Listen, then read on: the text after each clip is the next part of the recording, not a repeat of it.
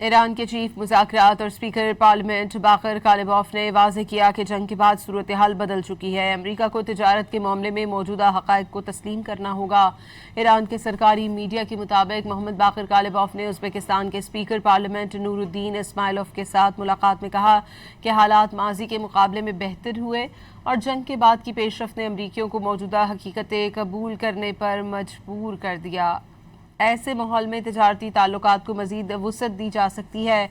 उम्मीद है पाबंदियां उठाने की बुनियाद भी तैयार हो जाएगी। ईरान के चीफ मुज़ाकरात और स्पीकर पार्लियामेंट बाकर कालिबॉफ ने वाज़ेह किया कि जंग के बाद सूरत हाल बदल चुकी है। अमरीका को तिजारत के मामले में मौजूदा हक़ाइक़ को तस्लीम करना होगा।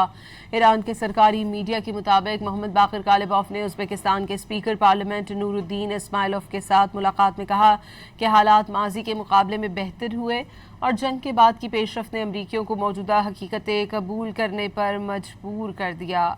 ऐसे माहौल में तिजारती ताल्लुकात को मज़ीद वुसअत दी जा सकती है। उम्मीद है पाबंदियां उठाने की बुनियाद भी तैयार हो जाएगी।